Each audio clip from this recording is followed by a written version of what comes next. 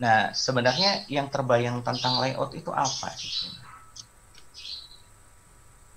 Ayo, ada yang sudah pernah baca? Layout apa nih? Layout apa?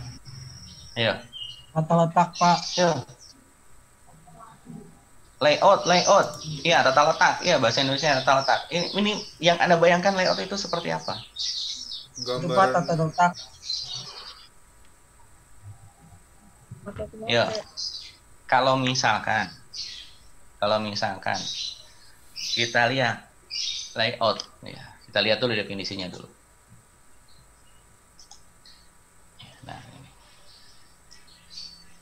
Nah, tata letak atau layout merupakan suatu keputusan yang menentukan efisiensi, berdampak pada kapasitas, proses, fleksibilitas, dan terusnya. Jadi pemanfaatan ruang per meter persegi itu. Ya. Jadi setiap ruang itu harus ada di pemanfaatan. Nah, kalau misalkan kita lihat layout yang paling sederhana, coba Anda lihat Indomaret, Alfamart, ya, lihat tata letak barangnya. Menurut Anda bagaimana? Ya, bisa dikatakan hampir gitu, hampir sama nggak antara Indomaret, Alfamart, misalkan sama Iya, nggak? Ya hampir sama kan ya? iya, Ya Hampir. kasir selalu di pintu keluar. iya. Iya. Ya, dan selalu letaknya seperti itu. Dan coba Anda lihat, barang begitu Anda masuk, Anda ketemu barang tersebut. Yo, jenis barang apa begitu Anda masuk Indomart, misalkan, atau apa mah, kok barang ini aja ya? Tapi ada barang yang selalu disimpan pojok, baik di Alfamart, di Indomart, selalu di pojok belakang. Apa? Barang Di depan, ya. Kemudian kayak sapu, kayak apa, pasti di pojok. Iya. Biasanya penempatannya itu adalah barang yang biasa dibeli. Yang paling sering dibeli biasanya simpan di depan. Bahkan kalau permen, coklat yang kecil, pasti dekat kasir. Kalau ada layout itu tidak hanya berbicara, tidak hanya ini ngelag ya, tidak hanya berbicara seperti Yoma, tidak lagi ini aku tuh ini putus-putus nggak? Iya. Iya, Pak. apa Pak? Ntar ya, saya ganti jaringan dulu.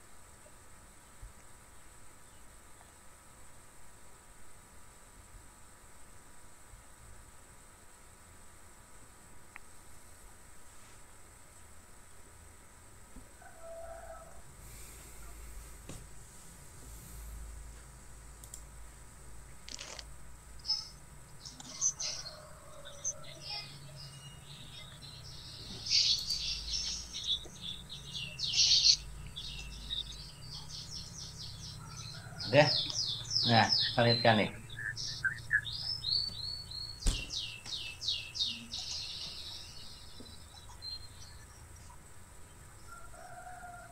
Nah ini udah jelas,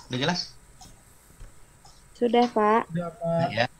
Nah, layout ini sebenarnya tidak selalu berbicara tata letak, misalkan Indomaret seperti barang yang dijual, tidak. Ya. Kalau Anda lihat, Anda pernah lihat ruang administrasi di PSDKU di kampus Intra tuh? Udah pernah lihat? Pernah. Pernah. Coba Anda lihat analisis layoutnya seperti apa itu. Ada meja yang kayak siku gitu ya, yang dekat fotokopi. Terus yang di depannya itu ada meja yang kotak lagi itu. Ya, kemudian coba Anda lihat layout ruang dosen. Itu juga sama letak. Kemudian Anda pernah berkunjung ke tempat produksi misalkan, ke kecap apa yang itu? Ayam apa? Ayam jago atau apa tuh? Iya, jago. Ya. Cap jago ya, cap jago atau apalah. Pernah lihat masuk? Coba Anda lihat penataan mesinnya itu. Itu pun sama layout. Jadi kalau kita berbicara layout itu ya tidak seperti Alfamart itu, enggak. Ruang kerja misalkan. Kemudian juga tempat produksi. Ini kemarin-kemarin yang ngambil operasi, itu mungkin tahun kemarin, ada yang mengambil tentang layout. Kalau tidak salah itu bimbingan saya itu layout tentang apa ya, kayak Indomart atau Superindo yang di daerah Cicahem itu ada. Indogrosir. Layout Indogrosir yang di daerah Cicahem itu. Dia menganalisis itu layout di sana. Itu bisa sebenarnya layout. Tidak menggunakan statistik, tidak menggunakan matematik. Tapi masuknya di operasi. Hanya menganalisis layout Indogrosir. Kalau Anda yang pernah ke Indogrosir, kalau di Bandung itu daerah Cicahem, terminal Cicahem. Nah, sebelahnya itu ada yang disebut dengan Indogrosir. Itu pernah ya masuk di skripsi. Jadi hanya meneliti layout di Indogrosir. Ini ngelag lagi nggak? Nggak ya? Ini layout harus mempertimbangkan bagaimana cara mencapai. Nah ini pemanfaatan lebih tinggi atas ruang, fasilitas dan tenaga kerja, perbaikan aliran informasi, barang dan tenaga kerja. Jadi kalau Anda lihat ya misalkan Anda masuk ke makro, misalkan ada yang pernah makro? Kalau di Bandung itu kan ada makro, atau misalkan supermarket besar itu biasanya kan ada tulisan di atasnya itu ada tulisan, misalkan tulisannya peralatan dapur misalkan, ya peralatan kamar mandi misalkan ada. Supaya apa? Jadi satu lorong itu yang isinya barang-barang tersebut. ATK, alat tulis kantor misalkan. Ya jadi satu lorong itu ya. Kemudian di sini aliran barang atau tenaga kerja, bahkan di sini ya. Perbaikan aliran apa? Istilahnya itu kalau misalkan orang masuk itu gampang leluasa. Jadi kalau misalkan masuk lorong satu ke yang kedua, ketiga gitu. Jadi tidak terlalu sempit juga tidak terlalu lebar. Kemudian meningkatkan moral kerja dan kondisi keamanan yang lebih baik. Ini mungkin kalau misalkan Anda lihat di penempatan meja di tempat kerja misalkan ya. Tapi kalau Anda lihat layout ruang dosen di Jatinangor, ada yang pernah Jatinangor? Lihat ruang dosen di Jatinangor, itu mungkin ya punggung dengan punggung itu bisa nyatu itu karena satu dengan yang lain itu berdempetan karena tempatnya kecil. Kemudian sini meningkatkan interaksi perusahaan dengan konsumen. Jadi sekali lagi pengertian layout di sini yang Anda harus bayangkan itu tidak hanya berbicara Indomart, Comart, bagaimana dia menata barang, bahkan gudang itu ada layoutnya, ya. Kemudian meningkatkan interaksi, peningkatan fleksibilitas. Bahkan kalau saya berbicara layout lebih jauh, kalau Anda punya kamar, ada layoutnya nggak? Di mana Anda menempatkan tempat tidur, di mana Anda menempatkan meja, kalau ada, di mana Anda menempatkan kursi, di mana Anda menempatkan televisi, itu termasuk ke dalam layout. Ya. Intinya apa? Pemanfaatan lebih tinggi atas ruang. Apalagi kalau Anda misalkan tempat kosnya itu kecil, berarti Anda harus benar-benar memanfaatkan atas ruang yang kecil itu. Kemudian, nah ini, Ini ada beberapa tipe strategi layout, ya. Yang tadi mungkin sebagian dibahas. Nih, yang pertama itu layout dengan posisi tetap. Ya, ini mungkin Anda tidak pernah membayangkan, mungkin ya. Layout dengan posisi tetap ini memerlukan tempat luas seperti pembuatan jalan layang maupun gedung. Jalan layang itu pasti tetaplah, memindahkan yang nggak akan mungkin. Gedung itu memindahkan gedung itu sulit. Ya, jadi itu dikatakan tetap. Kemudian layout berorientasi pada proses produksi dengan volume rendah dan variasi tinggi, job scope, ya kan ya. Layout perkantoran. Layout perkantoran bagaimana menempatkan tenaga kerja, peralatan kantor, ruang kantor, retail. Nah, Indomart maksudnya sini. Yomart, bahkan Carrefour itu retail. Ya. Ini urusan retail itu ranahnya Bu Ria gitu. Ya. Kemudian layout gudang, ya, mengefisiensikan ruang penyimpanan.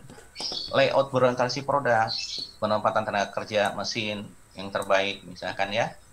Nah, sebenarnya kalau misalkan Anda mau buat usaha, itu usaha pergudangan itu menurut saya menarik gitu. Kalau Anda punya tanah luas, kemudian disekat kayak gedung-gedung kosong gitu kan, jadikan daerah pergudangan. Misalkan gudang 1, gudang 2, gudang 3, gudang 4, kemudian disewakan. Itu ada. Kalau di Bandung ada, tapi sepertinya bukan sewa, tapi dia beli. Saya pernah lihat itu di Kopo, di daerah Gede Bage itu ada. Kemudian layout berorientasi produk, sini pemanfaatan tenaga kerja, mesin, dan terusnya. Nah, nanti Anda tinggal lihat.